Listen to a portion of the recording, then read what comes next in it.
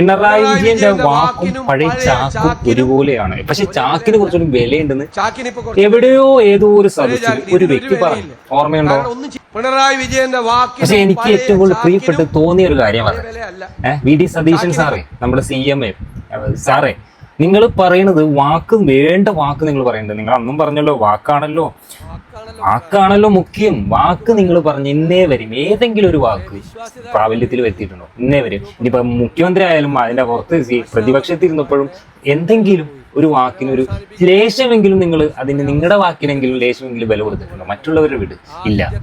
ഇന്നിപ്പോ നമ്മുടെ മുഖ്യമന്ത്രി പാവപ്പെട്ട ഒരുപാട് വണ്ടികൾ ഇഷ്ടപ്പെടുന്ന ഒരുപാട് പേരുണ്ടോ? ഇതിപ്പോ നല്ല ഒരു പോർഷെ കാർ എടുത്ത് വണ്ടി ഓടിച്ചു കഴിഞ്ഞാൽ അതിന് മോഡിഫിക്കേഷൻ ആവശ്യത്തിൽ കൂടുതലുണ്ട്. അതിനും ഭേദം അത് എടുക്കുന്നതല്ലേ, നല്ല ചവിട്ടി മാറ്റാം, മോഡിഫിക്കേഷൻ നടത്തട്ടെ.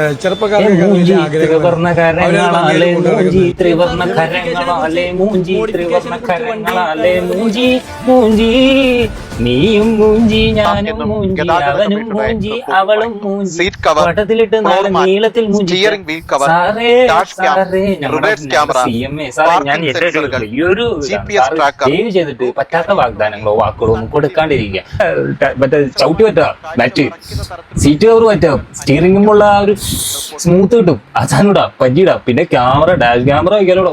നീ ക്യാമറയിലൊക്കെ വണ്ടിച്ച് പൊളിക്കൂല. പറ്റിയത് പറഞ്ഞതെങ്കിലും ചെയ്തു കൊടുക്കുക. ഞങ്ങൾക്ക് ഒരു പഴയ ഒരു CM ഉണ്ടായിരുന്നു, സത്യം പറഞ്ഞാൽ പിണറായി വിജയൻ. അദ്ദേഹം എന്തെങ്കിലും ഒന്ന് പറയാൻ ഒഴിയാൻ നോക്കിയിരിക്കാറുന്ന ആൾക്കാർ. എന്തുകൊണ്ടാ? അദ്ദേഹം പറയുന്ന വാക്കിന്, ആ ഒരു വാക്ക്, ഏത് വാക്കാണല്ലോ പ്രാധാന്യം, ആ വാക്കിന് ആ മനുഷ്യൻ വില കൊടുത്തുകൊണ്ടിരുന്ന. നിങ്ങൾ ഇന്നൊന്ന് ആലോചിച്ച് നോക്കി. ഇന്ന് ഈ പറഞ്ഞത് അത്രയും മൂഞ്ചി കെട്ടുന്ന ഒരു പാർട്ടിയാണ്.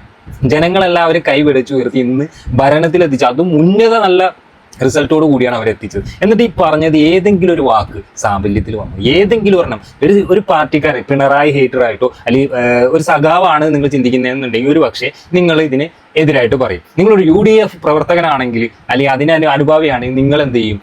ഇവരെ പിണറായി തള്ളി പറഞ്ഞ് നിങ്ങളൊന്നും മനസ്സിരുത്തിയിട്ട് ഒരു സാധാരണക്കാരനായിട്ട് ഒന്ന് ചിന്തിച്ചു. കഴിഞ്ഞ 10 വർഷമാണോ അതോ ഇപ്പൊ 5 വർഷം കൂടി ആയുള്ള മാസങ്ങളൂടി ആവണുള്ളൂ? ഈ മാസം കൊണ്ട് നിങ്ങൾ മടുത്തോ ഇല്ലേ എന്നുള്ളൂ ജസ്റ്റ് ഒന്ന് കമന്റ്. എനിക്കൊന്ന് അറിയാൻ വേണ്ടിയാണ് സത്യം പറഞ്ഞാൽ. സത്യം ഞാൻ അനുഭവിച്ചു കൊടുത്തോളൂ. ഇന്ന് ഈ നിമിഷം വരെ ഒരു വീട്ടിലേക്ക് നമ്മുടെ ഏറ്റവും കൂടുതൽ ആവശ്യമായിട്ട് വരുന്ന പാല്, ഞാൻ സത്യമായിട്ടും സ്ഥിരമായിട്ട് പാല് മേടിച്ച് ചായ ഏൽപ്പിക്കുക എനിക്ക് ഇല്ലാണ്ട് പറ്റില്ല. ആ ഒരു മനുഷ്യൻ ഞാൻ ഇന്ന് ചെല്ലുമ്പോൾ കടയിൽ 30 രൂപയാക്കി പാല്.